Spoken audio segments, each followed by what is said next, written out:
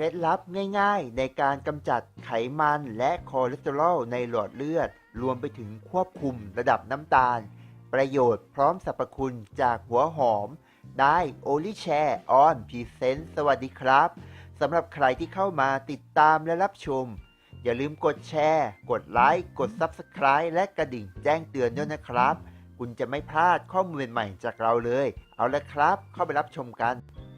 ก่อนที่คุณจะไปรู้จักกับสรรพคุณของหัวหอมนั้นคุณควรจะรู้จักสรรพคุณของคอเลสเตอรอลซะก่อนนะครับเพราะว่าคอเลสเตอรอลในร่างกายของเรานั้นมีอยู่2ชนิดมีทั้งชนิดดีและชนิดเลวครับชนิดดีจะสามารถช่วยทำให้ร่างกายนั้นกระฉับกระเฉงมีไขมันที่หล่อเลี้ยงและลำเลียงตามข้อกระดูกได้และที่สำคัญยังสามารถช่วยเพิ่มน้ำมันหล่อเลี้ยงร่างกายและผิวหน้าของคุณได้อีกด้วยครับส่วนคอเลสเตอรอลชนิดเลวก็คงไม่ต้องพูดถึงนะครับว่ามีโทษอะไรบ้างไม่ว่าจะเป็นทำให้น้ำหนักตัวเพิ่มมากยิ่งขึ้นเป็นสารตั้งต้นก่อเกิดโรคมะเร็งและปัญหาอื่นอีกมากมาย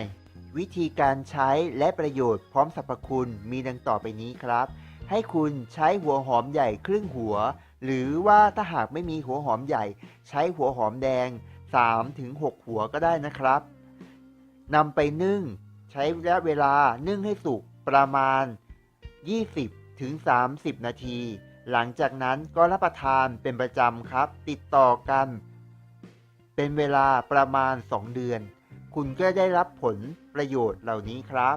1. สามารถช่วยลดคอเลสเตอรอลที่มีผลเสียต่อร่างกายได้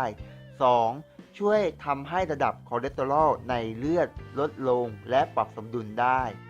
3. สามารถช่วยควบคุมระดับน้ำตาลในหลอดเลือดได้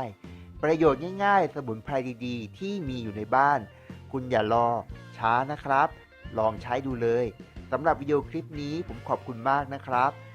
และถ้าหากมีข้อติชมประการใดก็อย่าลืมคอมเมนต์ไว้ที่ด้านล่างคลิปนะครับเพราะทุกคำคอมเมนต์จะเป็นการปรับปรุงเปลี่ยนแปลงแก้ไขวิดีโอคลิปใหม่ๆของเราในครั้งต่อไปสำหรับในวิดีโอคลิปนี้ขอบคุณครับ